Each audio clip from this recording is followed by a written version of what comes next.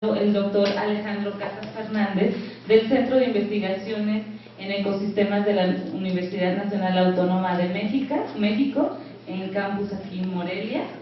El doctor Alejandro Casas Fernández es investigador titular C en este Centro de Investigaciones en Ecosistemas, y él maneja la línea de investigación Ecología y Evolución de Plantas bajo procesos de domesticación, también Ecología del manejo de los recursos vegetales y Conservación de recursos genéticos y Etnoecología.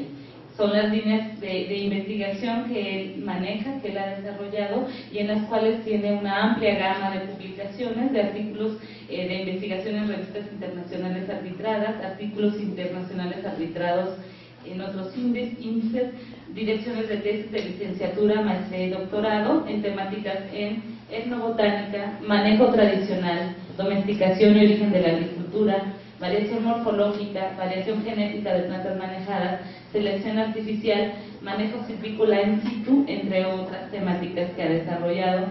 Démosle pues la bienvenida al doctor Alejandro Casas y pues disfrutemos de la exposición. Muchas gracias. Gracias, Bebe. Bueno, muchas gracias por la invitación a los organizadores y muchas gracias a ustedes por estar aquí. Es realmente un gusto.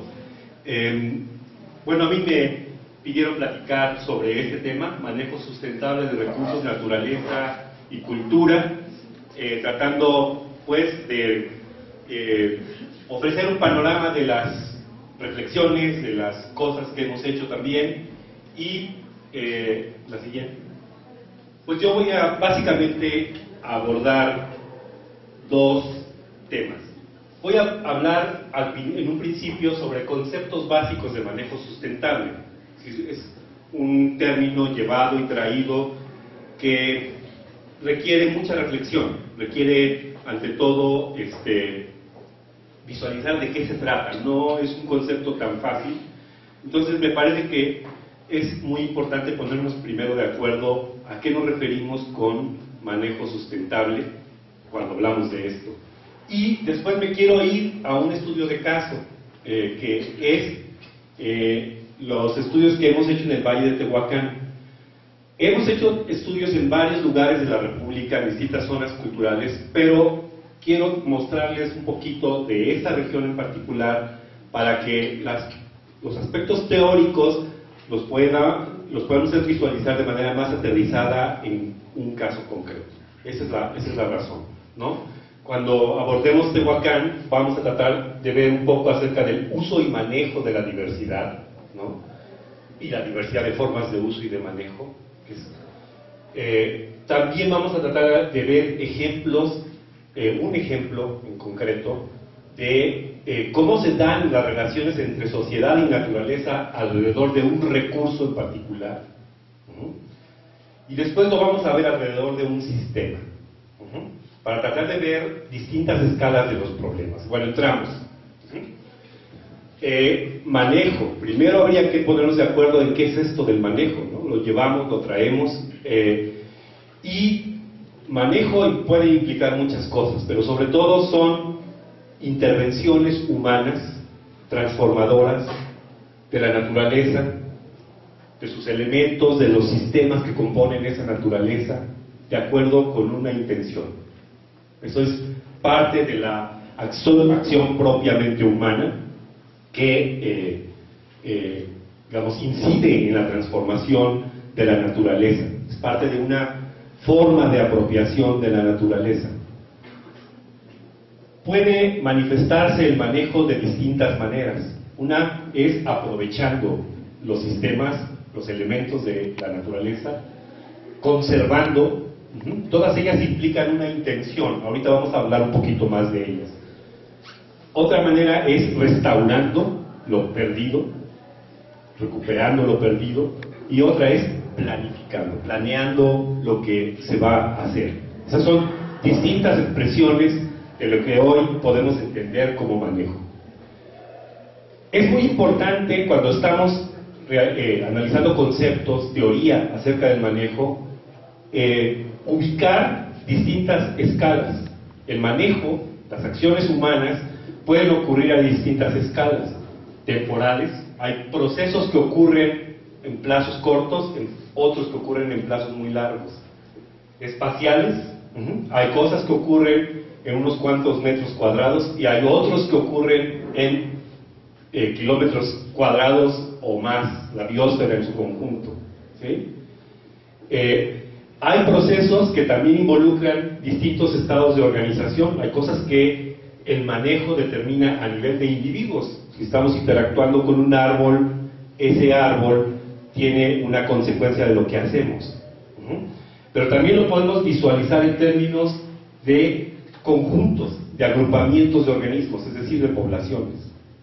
O bien de distintas especies que están formando parte de un bosque, por ejemplo, y eso es una aproximación a nivel de comunidades.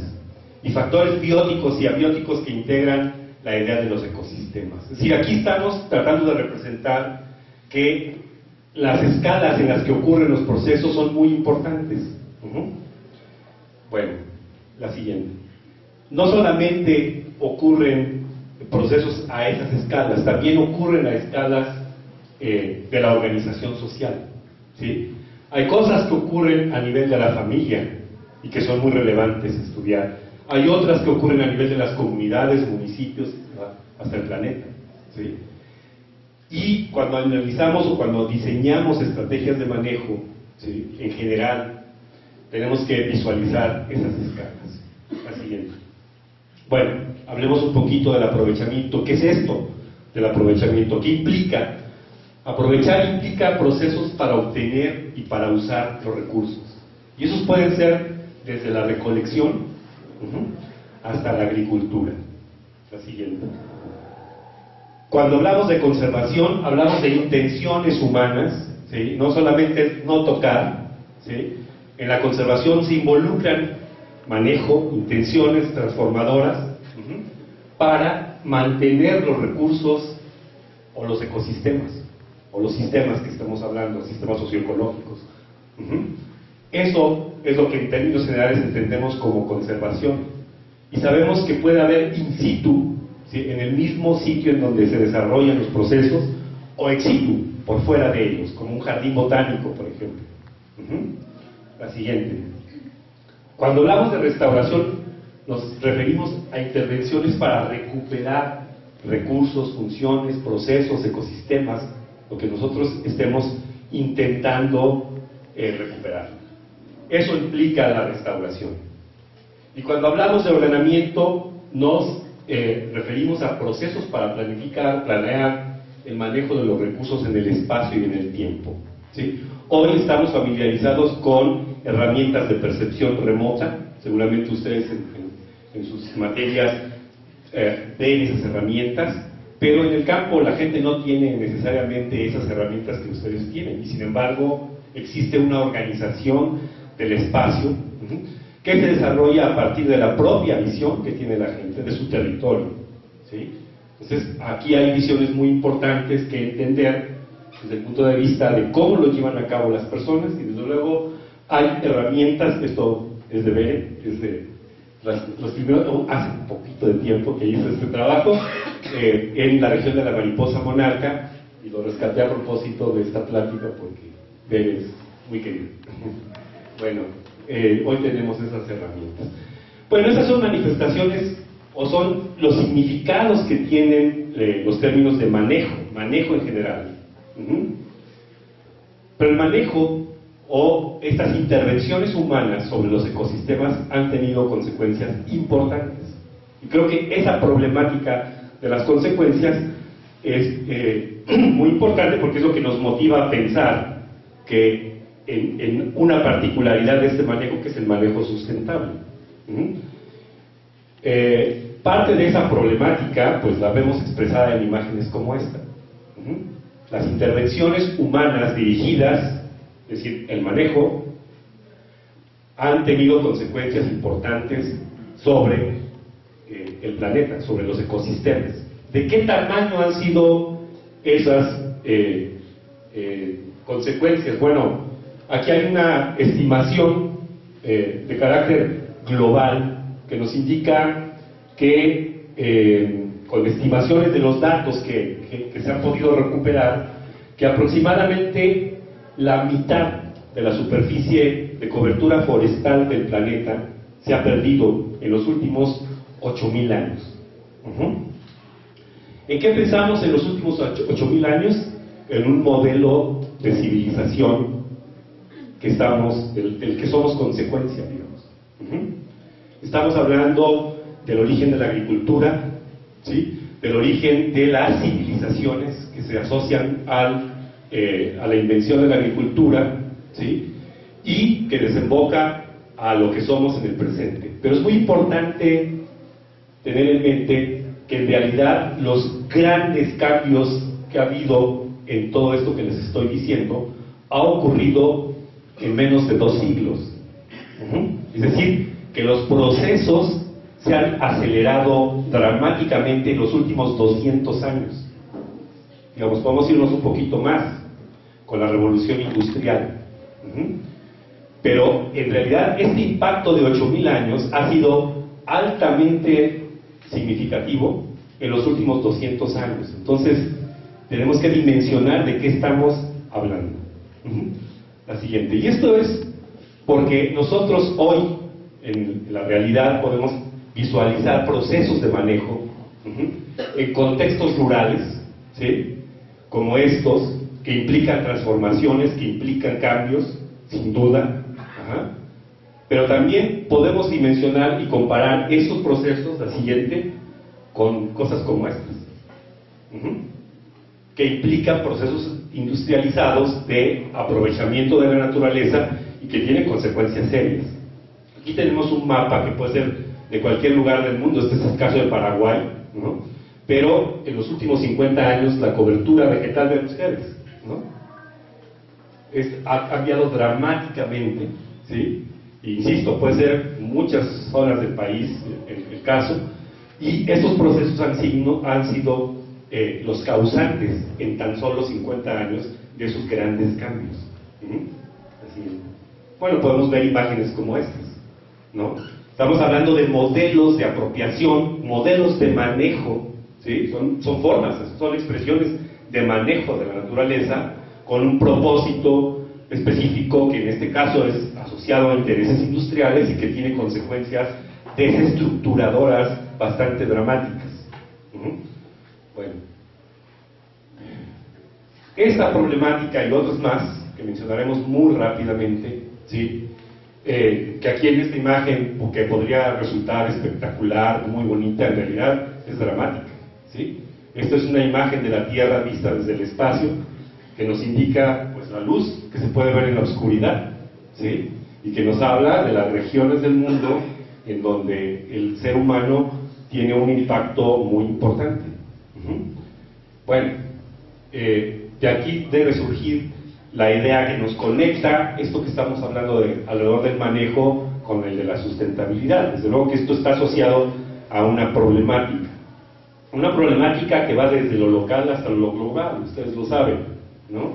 Y que implica cambios como todos estos que ven ahí en ese collage, ¿no? Desde cambios de cobertura, pérdida de suelos, pérdida de biodiversidad, los cambios atmosféricos tan grandes, la contaminación de los mantos acuíferos, de los cuerpos de agua, que es de los grandes problemas del siglo XXI, el cambio climático, etcétera. Sí, podemos bombardearnos de problemas de escalas globales y locales que están asociados a esta manera de manejar los ecosistemas que prevalece en el mundo.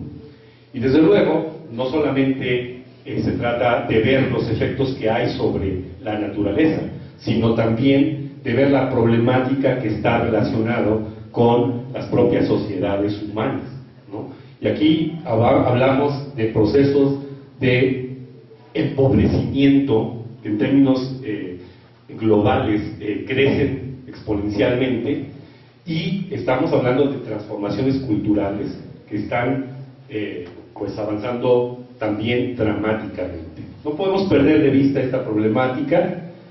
La siguiente. Bueno, aquí hay algunas figuras que nos dan una idea de la magnitud de esta pérdida de culturas, y que es una gran preocupación a nivel mundial, es una estimación del número de lenguas que existen en el mundo, es cerca de 7,000, ¿no? Pero lo dramático es esto, ¿sí? Que el 96% de la población mundial habla solamente el 4% de esas 7,000 lenguas. Y que 1.500 lenguas son habladas por menos de 1.000 personas. Estamos ante datos muy generales que nos están indicando de qué magnitud es la pérdida de la cultura a nivel mundial. Y desde luego de esta problemática surge la idea de la sustentabilidad, que ustedes han discutido mucho en sus clases, y no voy aquí a tratar de repetir lo que ustedes han revisado con mayor detalle, es imposible, ¿no?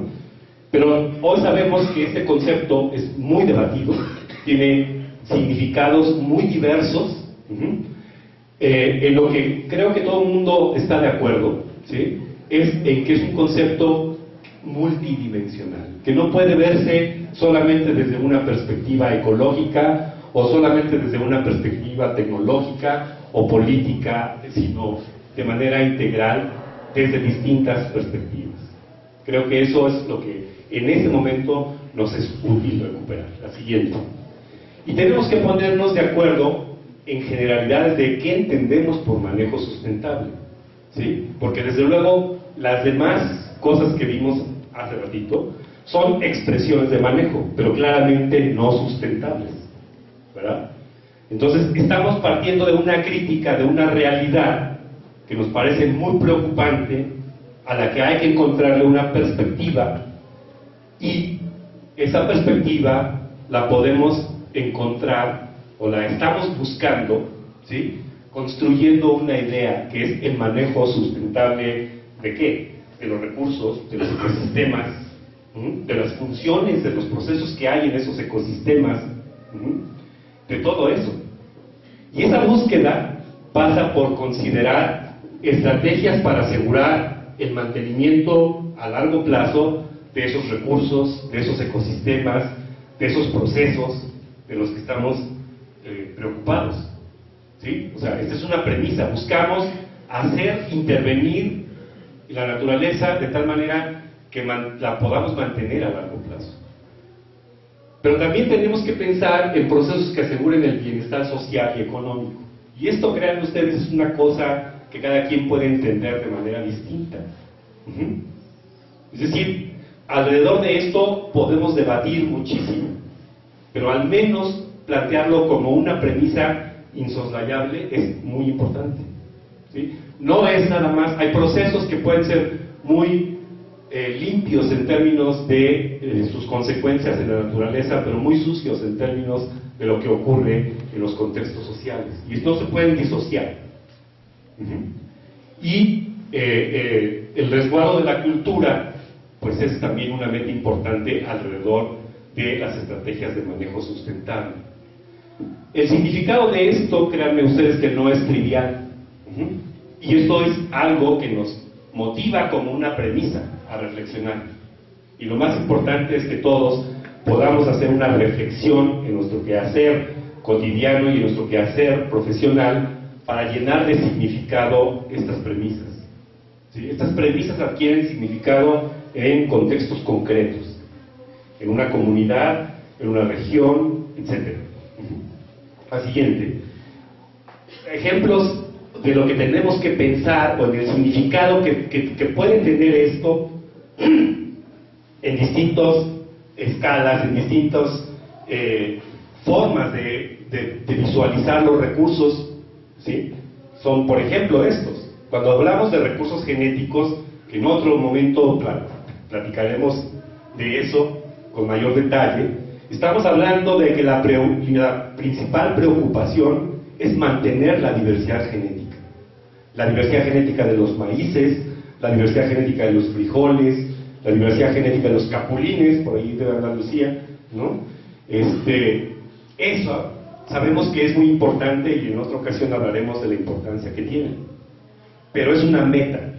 ¿Cómo logramos, desde el punto de vista de la aproximación hacia la sustentabilidad? El reto es qué hacemos, qué intervenciones, qué manejo hacemos para asegurar el mantenimiento futuro de esa diversidad genética. Es decir, aquí hay una expresión concreta de la preocupación. Tan solo es un ejemplo. La siguiente. Estas son imágenes de lo que significa esa diversidad genética, ¿sí? En el caso de la ciruela, en el caso del maíz, ¿sí? El significado de eso, o la importancia de eso, pues es asunto de otra plática, ¿no? Pero esa es la meta. Estamos convencidos de que mantener la diversidad genética es fundamental. ¿Qué hacemos? ¿Cómo le hacemos? Es un reto de manejo sustentable. La siguiente. Igualmente, cuando nos planteamos la apropiación de una especie del bosque, digamos, o de peces, o de lo que ustedes quieran, ¿no? Si lo vemos a nivel de las poblaciones, el reto es cómo hacemos para evitar que las poblaciones se colapsen. Esta es la imagen del colapso de una población. Si ustedes sobreexplotan una población, esa población se va a la extinción. Y aquí el reto, a esa escala, es cómo logramos mantener esa estabilidad. ¿Qué intervenciones tenemos que hacer?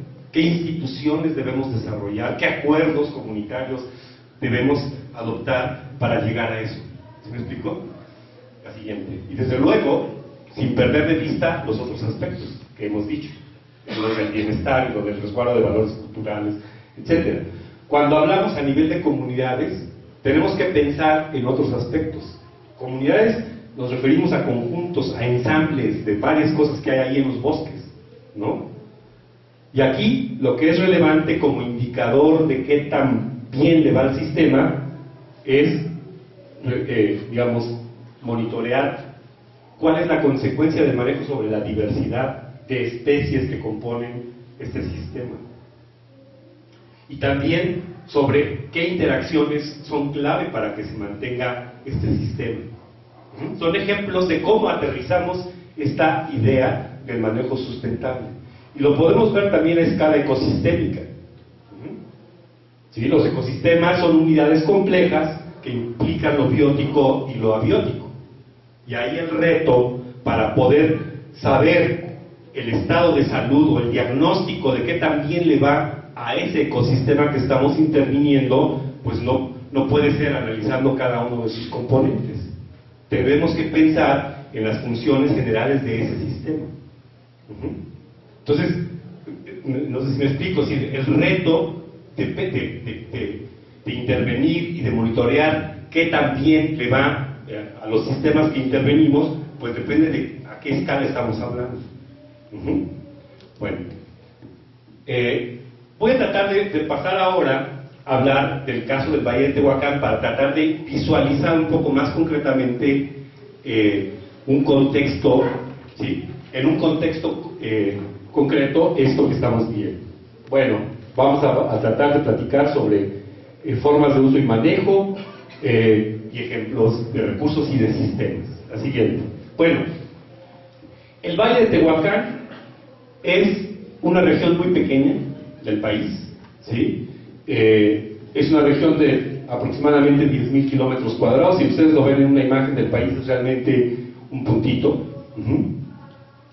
Pero es una región con una alta diversidad biológica, ¿sí? O sea, hay 37 tipos de asociaciones vegetales que hemos descrito, ¿sí? Que es una diversidad muy alta. Un montón de especies de plantas y de animales que también se han documentado por mucha gente ahí, ¿sí? Es como, digamos, una zona pequeñita en donde existe reunida una alta diversidad de diversidad biológica, pero también existe una alta diversidad cultural, ¿sí? En ese pedacito del territorio del país hay 8 grupos étnicos indígenas, más comunidades negras, más comunidades mestizas que están asentados en la zona y que han desarrollado sus propias experiencias de interacción con la naturaleza. Entonces, estamos realmente ante un escenario que además es un escenario que podemos encontrar en muchos lugares del país, ¿sí? Este es tan solo un ejemplo de esto. Bueno, la siguiente, por favor. En esta región hemos logrado identificar algunas de las actividades que significan mayores riesgos para los recursos y los ecosistemas, ¿sí? Obviamente las investigaciones, ¿sí?, que se han hecho en esa región desde hace décadas, nos permiten identificar cuáles son actividades de gran importancia para la gente y que pueden y han tenido consecuencia a lo largo de la historia. El Valle de Tehuacán, esos pueblos que les mostré hace un momento, ¿sí?, el Valle de Tehuacán ha sido estudiado por los arqueólogos y la presencia humana es más antigua a los 10.000 años. Entonces hay una historia muy larga de interacción de las sociedades humanas con ese entorno. Hoy lo que vemos es la expresión de esa historia, y hay que reconstruir qué ha pasado. Podemos, y esto no le va a ser extraño a ninguno de ustedes porque son problemas muy similares en muchos contextos del país. El asunto de la extracción de madera y leña, desde luego que es un tema de gran importancia. El aclareo de la vegetación para la agricultura también lo es. De algunos recursos, son magueyes para elaborar mezcal, y que son extraídos directamente de la naturaleza, como hay numerosas especies que están sometidas a procesos de extracción. Y estos procesos, digamos, pueden tener impactos muy diferentes. Ahorita trataremos de ver algo, ¿sí? Hay consecuencia de la crianza de libre pastoreo de cabras, ¿no?, que se pueden expresar. Estos son plantas muy viejas, ¿no?, más de 200 años quizás, ¿no?, y que pues en época de sequía pues es de lo poco que pueden usar los chivos como forraje, y hay consecuencias sobre estas comunidades como resultado de la extracción directa, ¿sí?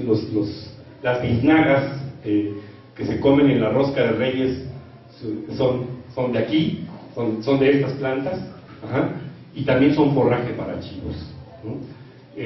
Los chivos en el libre pastoreo son todo un reto, en términos del manejo. Es decir, todo esto que estamos pensando cuando buscamos una perspectiva de sustentabilidad tiene expresiones concretas. En esta región, estos son los grandes retos. ¿Qué hacemos alrededor de esto? Y desde luego que esto pues implica muchas cosas, ¿sí? Desde el punto de vista de las comunidades implica organización, toma de acuerdos, desarrollo de experiencias, muchas cosas. Para las ONGs implica otro tipo de problemas. Para el sector académico, que es al que nosotros pertenecemos, implica también retos muy importantes.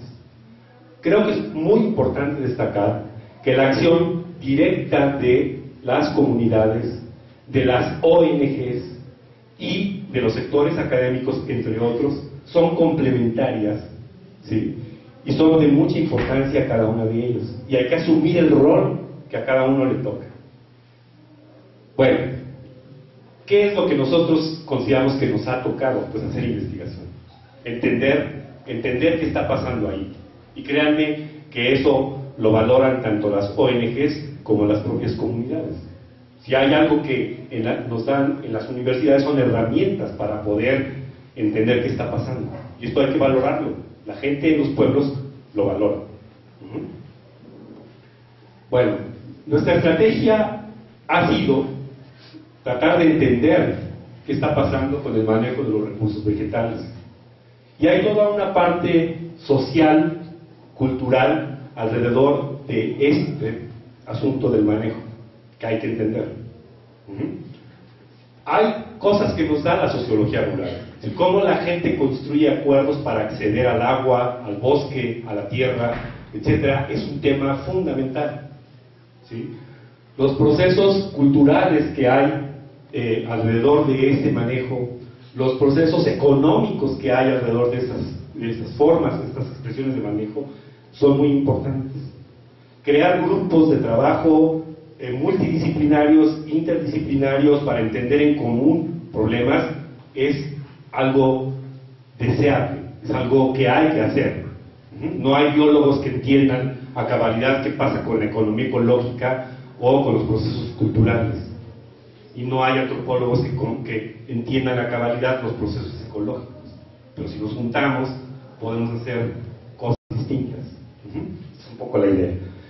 Entonces, hay toda esta dimensión que hay que abordar. La siguiente, hay toda una dimensión ecológica de los problemas, que tiene que ver con la sustentabilidad, con la conservación de las cosas, de las prácticas que hacemos, ¿verdad? Y hay cosas que son causas y hay cosas que son consecuencias de lo que hacemos. Y hay que entenderlos, y hay que analizarlos, y esa información es muy útil para replantear cómo le hacemos.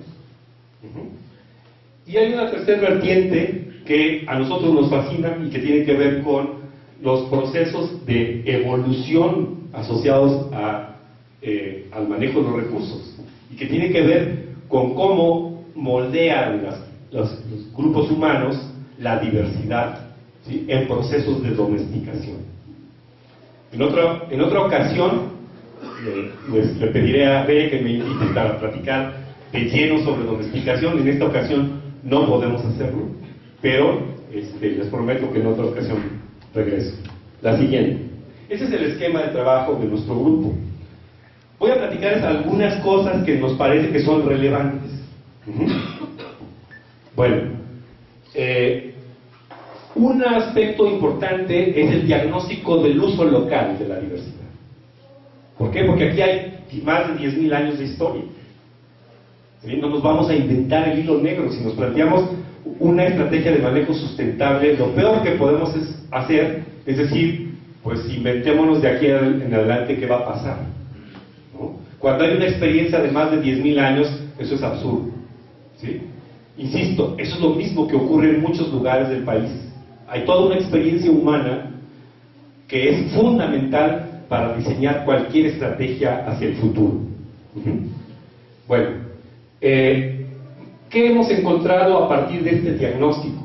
Bueno, con un trabajo en más o menos 14 comunidades y mercados regionales que son muy importantes, muy tradicionales, hemos encontrado un inventario de más de 1.600 especies que en la región son aprovechadas por la gente, ¿sí? Esta cifra se dice fácil, pero en realidad es uno de los inventarios de flora útil más grandes del país. Bueno, esto es lo primero que podemos decir. El conocimiento tradicional es muy rico, ¿sí? Y es fundamental para cualquier cosa que nos planteamos. La siguiente. Bueno, aquí podemos encontrar de todo, ¿no? Para proyectos que tengan que ver con forrajes, para medicina tradicional, para alimentación, para un montón de cosas. Ahí hay recursos locales. No tenemos que estar trayendo besa de invierno o otras cosas, cuando aquí hay recursos locales que nos pueden servir para abonos verdes, para lo que quieran. Y ahí está el verdadero reto. Insisto, no inventar el hilo negro, sino partir de lo que allí hay. Por eso es tan importante esto. Pero fíjense, siempre decimos el uso múltiple de los recursos, la gran diversidad que es aprovechada, sí, son más o menos 1.600 especies, que a nivel regional es un montón. Pero no todas las especies son igualmente importantes para la gente, o no son igualmente significativas para la gente. Y saber eso, documentar eso, nos toca, sí, lo podemos hacer, hay herramientas para hacerlo, y tiene mucho valor eso. Porque de esas 1.600 especies, con distintos estudios, para saber, bueno, por ejemplo, estas son quelites, ¿no? O algunas plantas comestibles. Son ejemplos, pero tenemos información para cientos de esas especies. ¿Cuánto se consume por familia al año de estas plantas? Es un indicador de qué tan importante es, ¿verdad? ¿A cuáles prefieren? Eso también es algo que es diferente, ¿sí? En fin, o sea, varios estimadores que nos permiten llegar a valorar la importancia de esos recursos para las culturas locales. Bueno, eso lo hemos hecho para un montón de comunidades, y lo que les puedo decir, en resumen, es que de esas 1.600 especies, 170 son con un alto valor de importancia cultural para la gente de la región. ¿sí? Hay que centrar la atención en esas 170 especies, desde luego. ¿Qué les está pasando en términos del impacto que la gente tiene sobre ellas? La siguiente. Si nos vamos a los mercados, podemos identificar fracción de la diversidad biológica nativa que también tiene importancia excepcional, ¿sí? Y lo hemos documentado. Son básicamente especies comestibles, medicinales, leña y ornamentales las que llegan a los mercados. Hay un universo de casi 200 especies. Creo que ya nos quedamos cortos, creo que esto ya aumentó en el diagnóstico que hemos hecho, pero estamos hablando de casi 200 especies nativas, de la diversidad biológica nativa que tienen importancia comercial. Júntenlo con el panorama que acabamos de ver, en la parte de cuánto consume directamente las unidades familiares. Es información complementaria que nos permite ver sobre qué tenemos que centrar nuestra atención, ¿verdad? Bueno, estas herramientas existen y estas herramientas vale la pena tenerlas a la mano. La siguiente. Bueno, si pensamos a escala nacional, ¿de qué estamos hablando? Bueno, con algunos colegas hace unos años estimábamos que había de 5.000 a 7.000 especies de plantas útiles en todo el territorio nacional, ¿sí? Hace poco, con una compañera, hemos hecho un diagnóstico de distintas regiones del país y encontramos que aproximadamente el 39% de las especies que existen en un territorio, en promedio, son especies aprovechadas por las personas, ¿sí?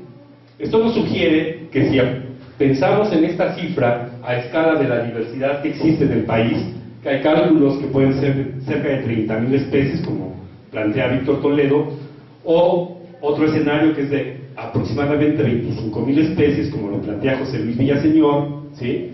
En realidad estaríamos hablando de que esperaríamos registrar para el país cerca de 12.000 o 10.000 especies. Y tenemos registradas de 5.000 a 6.000 en realidad.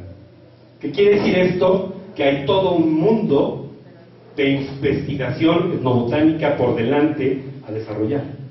Que conocemos realmente quizás la mitad de lo que las culturas del país han desarrollado como experiencia.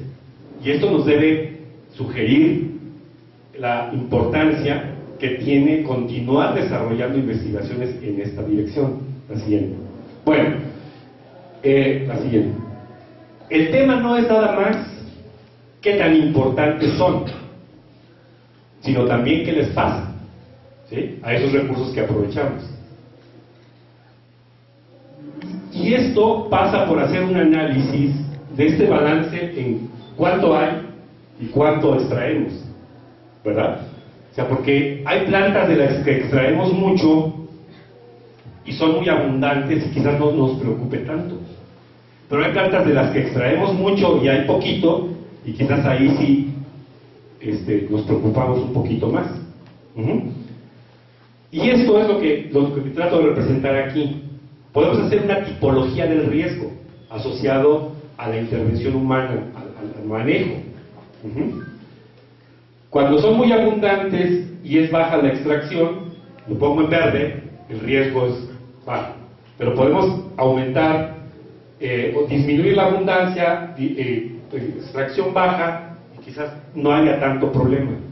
Pero cuando son poco abundantes y la extracción es alta, aquí tenemos un indicador de riesgo importante a considerar. Y es el caso de muchas especies. Esta es una tipología muy simple, ¿sí? En realidad, las cosas son mucho más complejas. Porque nosotros podemos encontrar en contextos naturales situaciones como estas. Esto es un sitio en Tehuacán, enfrente de las famosas cuevas de Coscatlán, ¿sí?, que tienen una historia de aprovechamiento de miles de años, y en donde hoy en día hemos documentado más de 200 especies útiles, como comida, como medicina, como lo que quieran.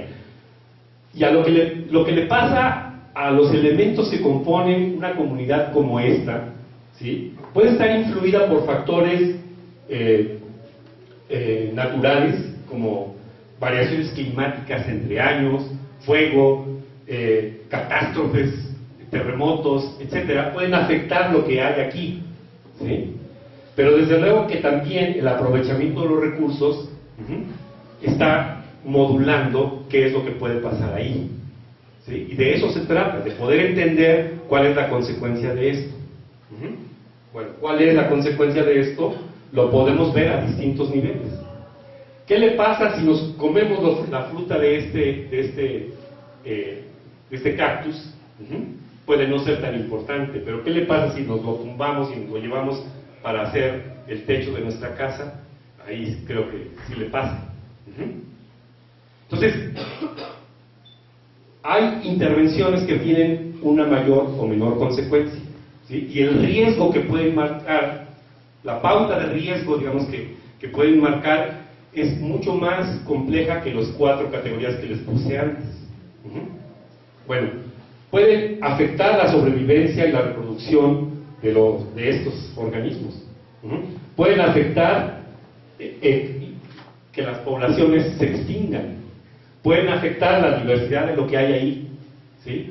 Y pueden afectar al ecosistema en su conjunto. Entonces, es un poco lo que estamos tratando de ilustrar en esta parte. Desde luego que esto implica riesgos. Y esos riesgos, para ampliar un poquito, para que veamos la tipología, depende de si es todo el individuo el que nos llevamos, o si es nada más su fruto o sus hojas, ¿verdad? De eso va a depender. ¿De qué más va a depender? De si son árboles o son hierbas. No es lo mismo. La siguiente, de si son abundantes o no lo son, ¿sí?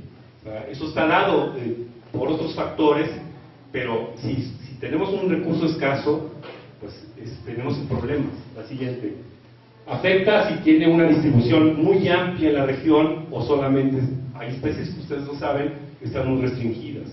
Todo eso cuenta.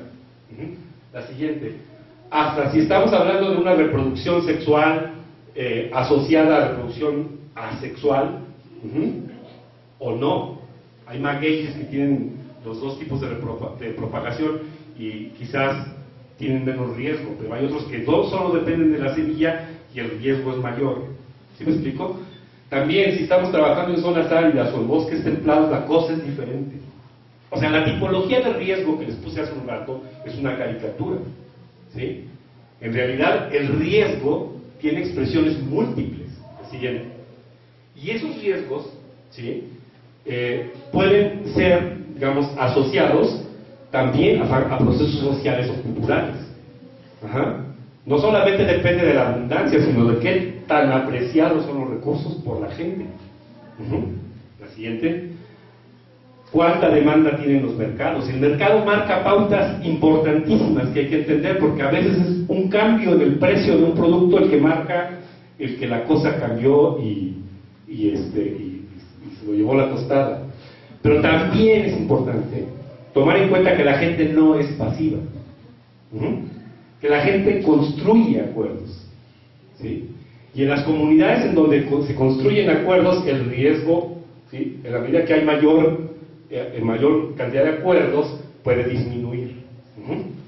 Hay organización de la gente alrededor de los productos, de los procesos, y esto puede contribuir a disminuir el riesgo.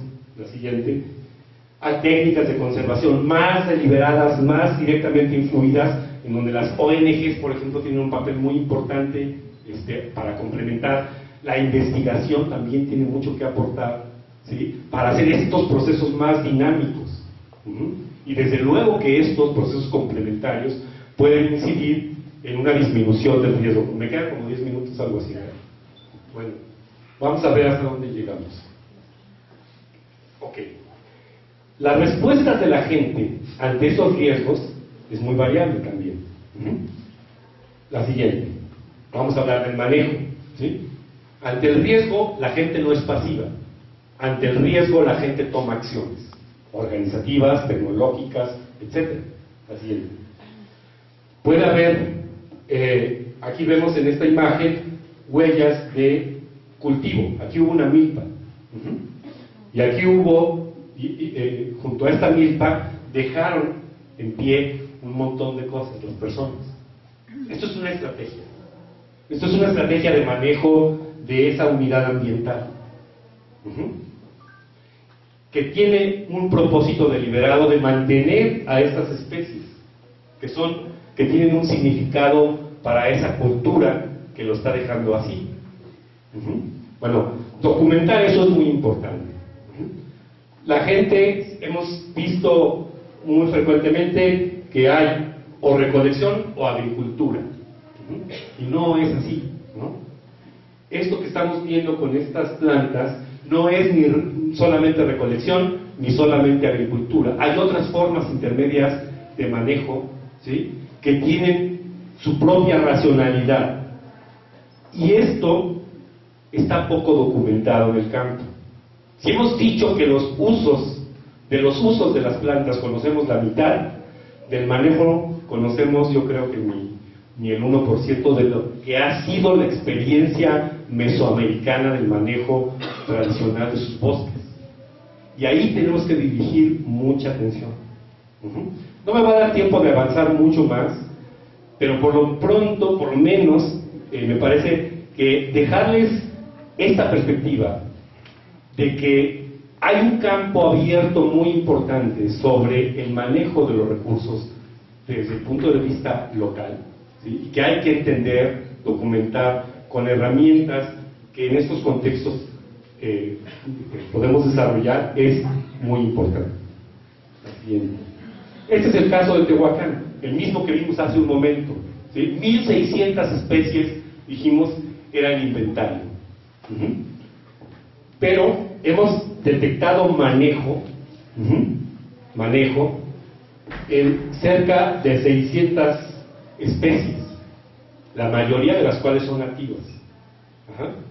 Entonces, es importante hacer el inventario de las especies, el inventario de los usos, pero también el inventario de manejo, y quizás el inventario de manejo es el más significativo cuando estamos pensando en estrategias de manejo sustentable. ¿De acuerdo? Entonces, bueno, este es un ejemplo de lo que hemos venido haciendo a nivel regional, ¿sí? Ok. De manera que las formas de interacción que tradicionalmente hemos considerado como recolección, tolerancia, que implica dejar en pie a esos individuos, inducción, que significa promover la abundancia de esos recursos, o la protección que algunas de estas especies tienen, ¿sí?, existen, ahí están. Algunos siembran o trasplantan plantas de un sitio a otro. Es una manera de expresar esa preocupación por abatir el riesgo, ¿sí? Pero estas categorías que hemos venido construyendo, la siguiente, las podemos ver asociadas a un conjunto de variables que tienen que ver con la naturaleza misma de las plantas, la siguiente, con los valores culturales, lo que es propio de los grupos humanos que los manejan, ¿sí?, aspectos económicos, la inversión de energía que tienen estas estrategias de manejo, de tal manera, la siguiente, que cuando hablamos de estrategias de manejo, en realidad estamos ante un escenario de una amplia gama de expresiones. No nos podemos conformar con estas grandes categorías. Lo que quiero decirles es que caracterizar esto tiene muchísima importancia, porque son respuestas ante condiciones específicas de riesgo. No hay recetas de cocina. En esto me parece que la gran enseñanza es que no hay recetas para hacer ante cualquier cosa un proceso similar. La experiencia es muy rica y hay que conocerla, la experiencia local. Estas formas de manejo son respuestas específicas a riesgos, a magnitudes de riesgo específicas. Y por eso tienen enorme importancia cuando estamos pensando en el diseño de estrategias de manejo sustentable. No sé, porque aquí ya me metería a otras cosas. Quizás por el tiempo convendría pararle aquí, que me inviten a otra otra plática y mejor dar pie a preguntas o a opiniones, no sé cómo la vean, porque creo que el tiempo está, empezamos un poquito tarde y siguen otras actividades, ¿no? Entonces, como me digan ustedes, yo ahí tengo para rato, pero vamos a pasar a las preguntas. Es importante dosificar la Sí, información. sí. ¿Sí? Ya, así directo. ¿Cómo va? Mi nombre es Juan Lío. Quiero preguntar sobre lo siguiente, doctor. Sí. ¿Cuál es la mejor manera, de acuerdo a esta amplia experiencia que tienen ya sobre el diagnóstico de recursos, de retornar un poco de esos beneficios que nosotros como investigadores tenemos al conocer sus recursos? ¿Alguna experiencia que haya habido o en general? ¿Cómo sería una estrategia para poder retornar un poco de ese beneficio que obtenemos, ¿no? Sí, bueno, yo creo que es fundamental, ¿no? El retorno a las comunidades de esta información es una parte, pero no solamente. Justamente una de las experiencias que les quería comentar es la de un agave, en donde la gente nos pidió apoyo directamente para entender lo que pasa con un agave mezcalero, que ellos aprovechan, pero que se les está perdiendo, ¿sí? En ese sistema, nuestro grupo se involucró para tratar de entender qué está pasando con ese problema, ¿sí? Y la información del grupo fue aportada a la comunidad, y a la comunidad le ha sido de gran utilidad para construir sus propios acuerdos de cómo llevar a cabo el aprovechamiento de los recursos. Ya no me dio tiempo para ejemplificarlo, en otro momento lo haremos, no, estamos muy cerca, somos vecinos, así que no hay preocupación al respecto, pero creo que eso no hay que perderlo de vista. O sea, no solamente es el que esta información debe estar en las comunidades, eso es de entrada importantísimo, pero podemos ir más allá de eso. Podemos vincularnos a los procesos que ahí se están desarrollando. En la medida en que se construye confianza con las comunidades plantean su propia demanda de lo que se requiere conocer y de lo que nosotros podemos aportar. Y ese es el proceso más interesante. Abrir los puentes de comunicación tales que permitan que las comunidades planteen con toda claridad qué es lo que a ellos más les interesa saber, ¿sí? Es muy importante. Tuvimos una experiencia con el esposo de Tamara en la región de la Sierra Tarahumara, ¿sí? En donde la comunidad nos pidió directamente apoyo para diagnosticar sus recursos forestales no maderables, porque ellos se querían independizar de la producción de madera, ¿sí? Bueno, esa misma demanda la tenemos en la región de la montaña de Guerrero, como universidad. Eso tiene mucho valor porque la misma gente está planteando qué es lo que necesita, qué herramientas tenemos nosotros para ponerlas, digamos, a su disposición, qué información les es útil. La siguiente, por ejemplo, voy rápidamente a mostrarles un ejemplo más para que vean el caso del maguey, ¿no? Viene más. Este es el caso del maguey. Fíjense, es un maguey local, nativo, único de la región de Tehuacán y del Valle Central de Oaxaca, con el que se hace un mezcal excepcionalmente bueno, ¿sí? Bueno, pero es silvestre, ¿sí? Entonces ellos nos pidieron ayuda para saber, pues, de qué tamaño era la pedrada, ¿verdad? Y varios estudios nos ayudaron a analizar, pues, que anualmente hay 10,000 individuos en el territorio de esa comunidad, ¿sí? Hay 10,000 individuos y se usan 12,000, ¿sí? ¿Qué quiere decir esto? Que importan recursos de otras comunidades y no se chutan todo lo de su territorio, pero se chutan casi el 60% de los magueyes reproductivos de ese territorio. Es una información que nos tomó mucho tiempo en términos de muestreos ecológicos, pero para la gente saber de qué tamaño es la pedrada, ¿sí? Pues estas son las herramientas que tenemos para saber de qué tamaño es la pedrada. Y a partir de esa información han continuado talleres en la comunidad, compañeros de nuestro compañeras de nuestro laboratorio han estado al frente de estos talleres y la comunidad está construyendo sus acuerdos. Que sí, que no, qué zonas dejamos, qué zonas, etcétera. ¿Qué tiempo le damos? ¿No? Bueno, les paso rápidamente otras. Bere, este fue Nacho, hizo un estudio de la dinámica de las poblaciones, pues a ver cómo se iban a extinguir esas poblaciones, a qué ritmos, a qué tiempos, ¿no? No es necesario explicar el análisis matricial que esto implica, pero sí podemos decirle a la gente, pues en 10 años esta población chuta, ¿sí? Es urgente hacer algo al respecto, ¿verdad? La siguiente. Este que ven aquí trepado es un cuate también de laboratorio, y pues lo que vimos es que en las zonas donde los polinizan, estos agaves los polinizan los murciélagos, pero donde hay poquitos magueyes, los murciélagos no van. Es decir, se convierte en un círculo vicioso, digamos, en el que las poblaciones, conforme son más escasas, se precipita el proceso, ¿sí? Se extinguen las poblaciones muy rápidamente porque no hay reclutamiento de semillas. O sea, al no ser polinizadas, no hay reclutamiento de semillas, ¿sí? O sea, el problema se viene como en cascada. Y eso lo entendemos después de haber realizado esta investigación. Entonces, a partir de cosas como esas, claro que se generan recomendaciones. La siguiente, ya nada más para no abrumarnos, ¿no? Pero, sí, hay estudios que también hizo una compañera, Selene Rangel, ¿no?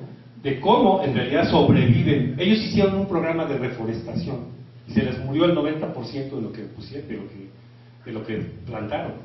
Y fue ahí cuando nos dijeron, oigan, ayúdenos. Hicimos un diagnóstico de por qué se moría tanta planta. Pues porque finalmente identificó Selene que requieren plantas nodrizas, es decir, plantas que naturalmente les brindan un albergue a las plantas que se establecen, ¿sí? Y eso lo pudimos detectar con investigación. Y esa investigación se traduce en un modelo de técnica de manejo muy concreto, que para la gente es muy valioso. O sea, ya ellos no pueden plantar en cualquier lugar. Selene identificó cuáles son las nodrizas que naturalmente son importantes. Son plantas, son especies de plantas, ¿sí? Entonces no pueden plantar nada más así, llevar del vivero a cualquier lugar, sino justo debajo de estas especies, para garantizar el éxito del establecimiento de esas plantas. ¿Sí me explico? Son ejemplos de cosas muy concretas que logramos si nos vinculamos, si nos abrimos, ¿sí?, a ir más allá de la investigación, a escuchar los requerimientos que existen en las comunidades y somos sensibles para vincular nuestro trabajo asociado al de la preocupación de la gente. Creo que eso es algo muy importante. ¿Alguna otra? Bueno, pues gracias porque me dio una pauta para platicar algo que faltaba. Sí. Bueno, me felicito, doctor, una plática muy interesante. Mi pregunta va, a lo mejor me salgo un poquito del tema, pero en la problemática del lago de Pátzcuaro. ¿Qué es lo que está faltando ahí para que esto se recupere el lago? Porque el lago está acabándose, ¿no? ¿Qué está pasando? ¿Qué falta? ¿Qué es lo que nos está faltando en esa parte? Bueno, yo no, la verdad no estoy trabajando en otras regiones, pero yo lo que creo es que tiene que contemplarse que se trata de diversos sectores que están teniendo una incidencia en lo que pasa en la región, en la cuenca, digamos, ¿no? O sea, primero, tenemos que ver que esto es un sistema muy complejo, en donde hay zonas urbanas, zonas rurales, hay sectores de la sociedad muy heterogéneos, y que requiere no solamente investigación, sino acuerdos entre todos estos sectores para poder armar una estrategia en común. Esto se dice fácil, pero es muy complejo, ¿sí? El plan Pátzcuaro 2000, bueno, pues ya tiene 12 años, ¿no? Y da pautas pues muy importantes de cómo podría gestionarse, digamos, una organización de acciones, pero no es tan trivial en la realidad, ¿no? Porque hay intereses de estos distintos sectores que no necesariamente empapan. Y el problema sí tiene que ver, sobre todo, con políticas públicas, con acuerdos entre sectores, ante todo.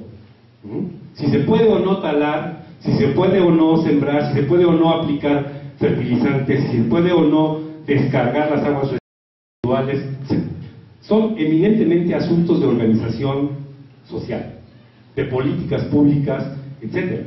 Entonces yo creo que la orquestación de esto no es nada trivial, y el ejemplo de Pascal es muy ilustrativo al respecto, ¿no? Se trata efectivamente de un sistema muy complejo que hay que abordarlo así, ¿no? Y ser conscientes de que las pautas precisamente son de organización humana, ¿no? Son de organización humana a distintos plazos. Hay problemas que se generaron en cortos plazos, pero cuya recuperación va a requerir décadas, ¿verdad? Entonces, pero décadas de acuerdos. El mayor reto es de acuerdos, es institucional, creo yo. ¿Alguien más? ¿Sí? Quería comenzar en esta parte donde se plantea un poco como los principios, ¿no?, del manejo sustentable, cuando se dice los procesos para garantizar el bienestar social, etcétera, etcétera, ¿no?, que escuchamos desde Conway, ¿no?, en aquellos años y que lo maneja muy claramente, ¿no?, que maneja también una parte que es la autonomía, y se refiere básicamente al reciclado, ¿no?, de los insumos, etcétera, del propio sistema, pero creo que en esa parte hace falta conceptualizar o por lo menos proponer que los procesos tienen que garantizar y promover la autoorganización de las comunidades. Sí. Es la única forma que creo podría ser posible en lo concreto el bienestar social, ¿no? Sí. El bienestar social. Y por otro lado pienso en los inventarios, ¿no? En esta parte de solo identificar la frecuencia del uso, ¿no? Digamos que si nuestra visión es la frecuencia es mayor y la frecuencia es menor en tal recurso, puede quedarse muy corta, ¿no? Porque la frecuencia menor puede responder a un uso simbólico, por ejemplo, que garantiza la permanencia de ese recurso en el lugar, ¿no? Y no necesariamente, digamos que la importancia no radica en la cantidad que se consume, ¿no? Quizás radica en la racionalidad que hay detrás de ese consumo. Sí. Creo yo, pues. No, sí. Que es un poco esta última parte que ya manejas. Sí, no, en realidad esta relación entre la importancia cultural, ¿sí?, es un ejemplo, ¿no?, tan solo de cómo esta importancia cultural que se puede detectar de esa manera puede tener una traducción en riesgos, ¿sí?, pero no se puede ver aislado. ¿Sí? De hecho, por eso nos fuimos a los mercados también, ¿no? Y ciertamente hay cosas que no tienen una traducción, o sea, hay cosas que son muy importantes desde el punto de vista cultural, pero que económicamente no lo son, como tú lo estás diciendo. En el caso de plantas que tienen un carácter más ritual, por ejemplo, no están en el mercado, pero sí son muy significativas para la gente y no necesariamente significan un riesgo. No es una regla directa, eso completamente de acuerdo. Hay otros grupos de recursos en los que sí, claramente el maguey, que les estoy platicando, el mercado marcó la pauta de extinciones locales de poblaciones de esto. O sea, esta preocupación de la gente tiene que ver con que el mercado aumentó la demanda de los magueyes y pues la extracción se aumentó sin un manejo a la par. ¿Sí me explico? Estos ritmos son los que generalmente dan al traste con sistemas, con recursos. Por eso el asunto del mercado se tiene que ver con mucho cuidado, porque hay ritmos mucho más rápidos de lo que la gente puede generar, digamos, su propia técnica, su propia organización, su propia construcción de acuerdos, que está rebasado por esto, ¿no? Entonces, es en esas situaciones en donde me parece que podemos echar la mano. Y eso es un ejemplo de eso, ¿sí? Aquí estaban rebasados ya por la dinámica que marcó el mercado, ¿no? Entonces, investigación, créanme que esta investigación, pues que tomaría 2 años, yo creo, ¿no? Y sin embargo, y fue muy simple, pero a partir de esta investigación hubo una pauta muy concreta de tecnología, ¿no? Y creo que después de esta experiencia, algo que es muy valioso, ¿sí?, es la autoorganización y el automonitoreo. Es decir, las acciones, en la medida en que se sistematiza la experiencia, y en eso podemos aportar, la forma de construir técnicas, la forma de construir acuerdos para resolver un problema también puede ir más rápido. Y esto es algo que, bueno, aquí me faltó ilustrar otra que quizás venga en la siguiente, a ver si la pones, que es la experiencia entre comunidades. Aquí fuimos de una región a conocer la experiencia de campesinos de otra región, así que ya habían dado el paso, ¿sí?, que era en Guerrero. Entonces, ser sensibles a esos procesos también es importante. Que están muy cercanas, que nos alimentan y que nos proveen de muchos recursos, es muy importante entenderlo y que los de manejo de recursos naturales tengan puntos de debate para defender y para proponer estrategias en torno a el cuidado y la conservación de este tipo de recursos que han acompañado a las civilizaciones durante su larga historia de establecimiento. Entonces sí es importante. Y le agradezco a Ale Casa que esta oferta que les va a nutrir mucho a los estudiantes. Agradecemos entonces a Alejandro Casas, que entrega constancia.